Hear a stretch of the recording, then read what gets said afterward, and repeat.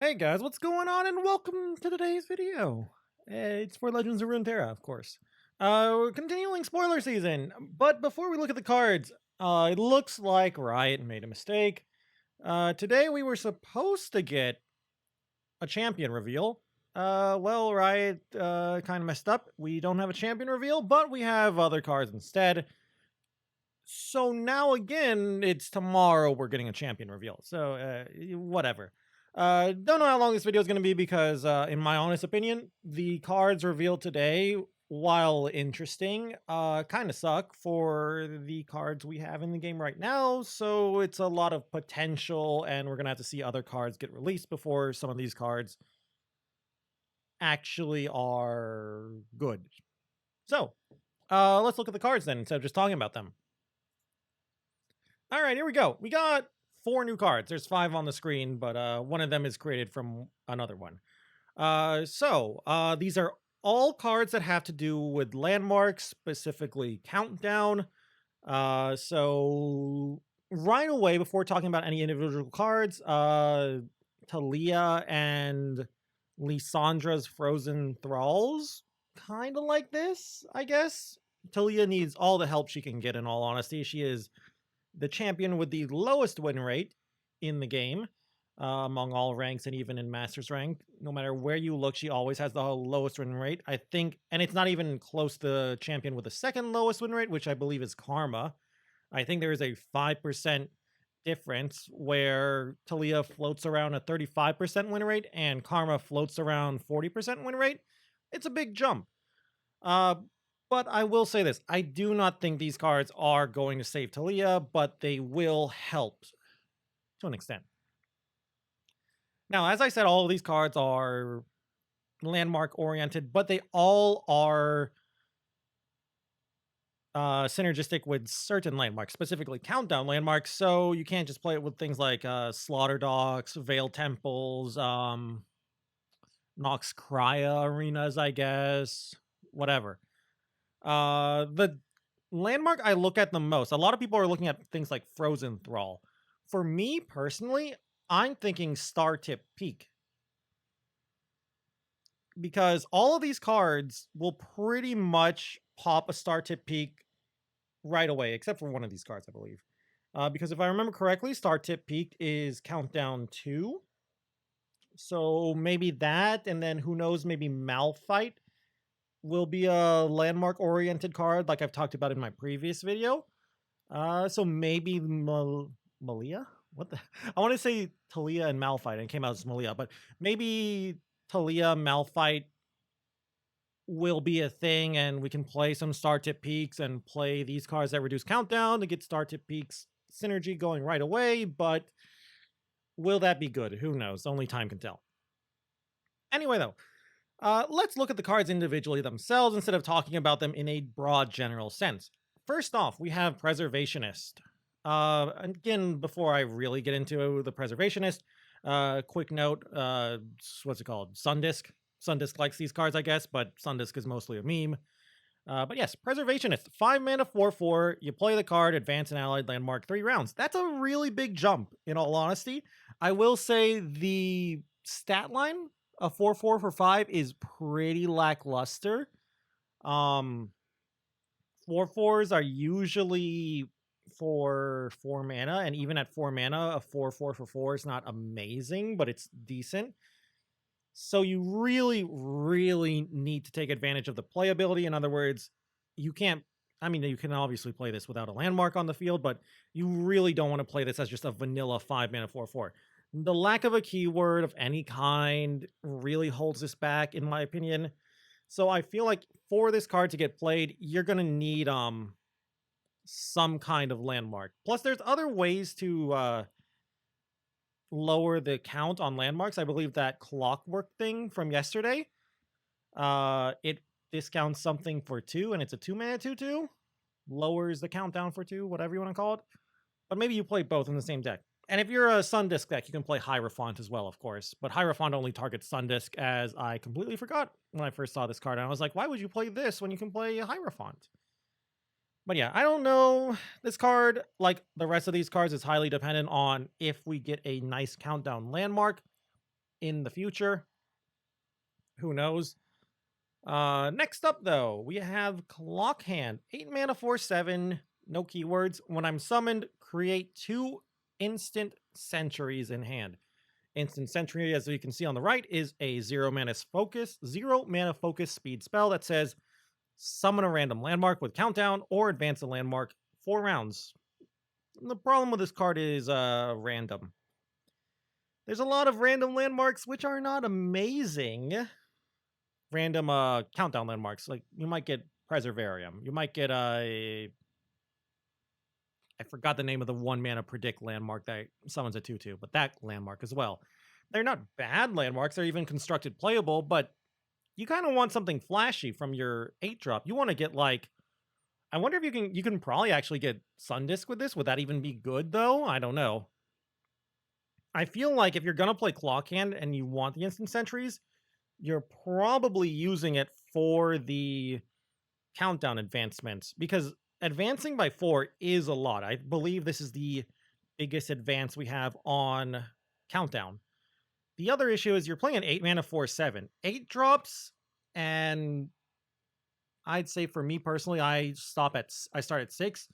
Cards that are expensive have to do something right away, and usually at a certain mana cost, they need to do something extremely game winning, or at least progress you towards winning a game. Think like old Riptide Rex, Leviathan's very big, Harrowings, Ruinations, and of course there's some exceptions, of course, but for the most part, those are all very big, very flashy game, not game ending, but game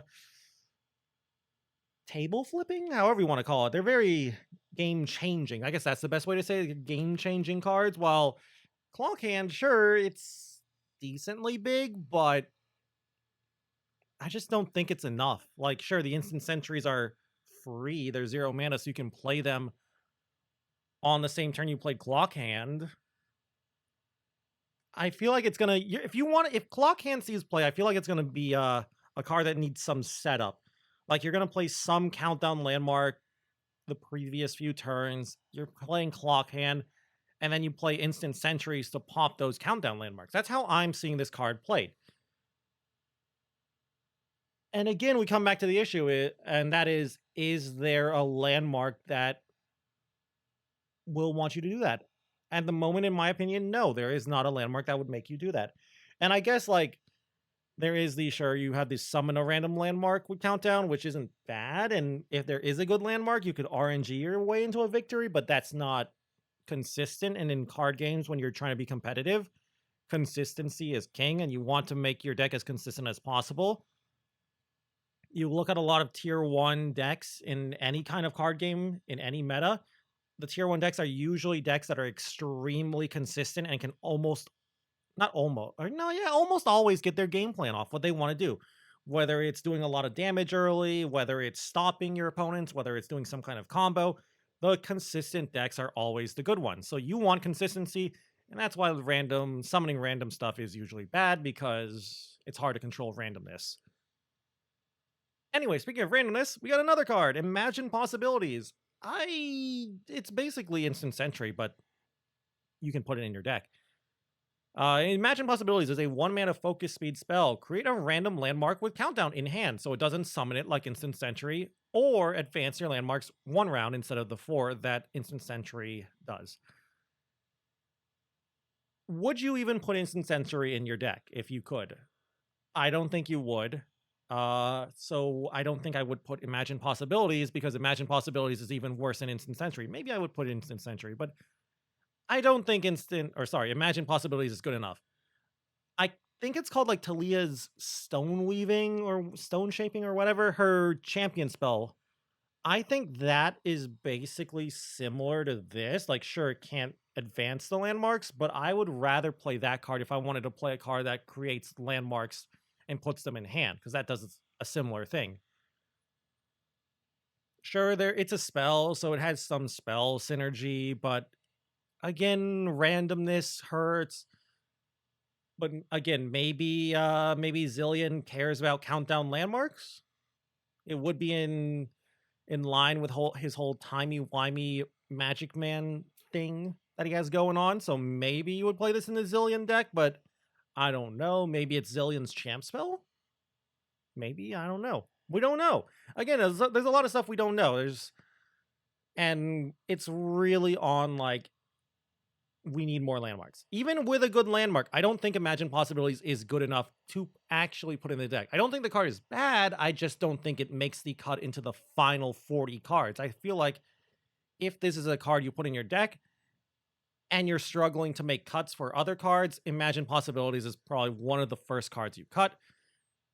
So yeah, not much to talk about with it. And then the next card, the last card too. It's the card I think is actually the best out of all of these and probably has the most potential to see serious constructed play. We got Time in a Bottle, the passive, I believe, of Zillion from League. It is a 2-mana focus spell. I like that they're doing a lot of focus speed spells, by the way. Predict and advance an allied landmark 2 rounds. Pretty sweet.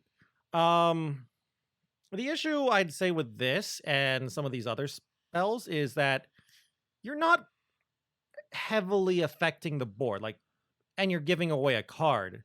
So you're throwing away these cards to advance landmarks, and sure, Time in a Bottle helps a little bit besides advancing a landmark because it has Predict, so it smooths out your draws. But let's say you're doing all this and there's like some big landmark that you're trying to get the countdown to 0, and you're using all these advances to get the countdown to 0. You do that, etc., etc., etc., and then your opponent plays like Scorched Earth. And then you cry because you used like Time in a Bottle, you used Imagine Possibilities, you used Preservationist, whatever. And then you're like, well, I used all those cards for pretty much nothing.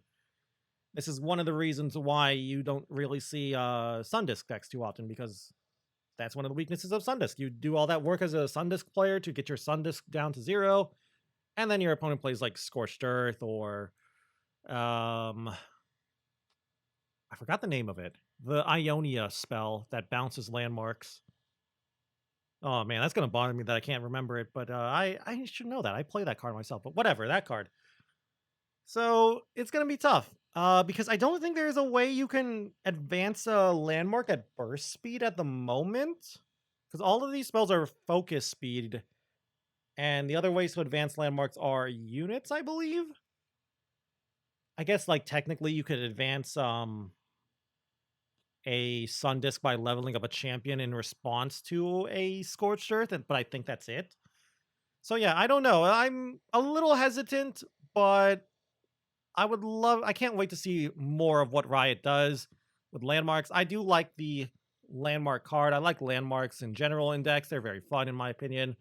It feels like they're trying to strike a balance between like landmarks that are powerful enough even if your opponents play landmark removal versus landmarks that don't just win the game if you don't play landmark removal. I don't know. I am not jealous of them and the balancing act they're trying to do here. Anyway though, like I said, no champion today, sadly. Hopefully we get one tomorrow. Riot said that we would have one tomorrow. Granted, they said we would have one today, but they messed up, so hopefully it's Aurelia tomorrow, but it could be Zillion, could be Malphite, who knows? Hopefully whoever it is tomorrow has some pretty good cards because I want some good cards.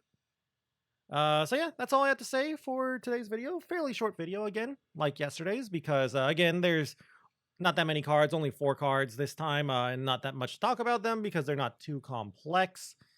So there's not much theory crafting we can really do.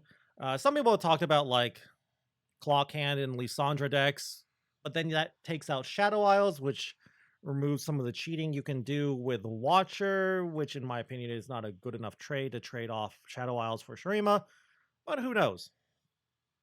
Anyway though, that's going to be it for today's video and for the spoiler talk.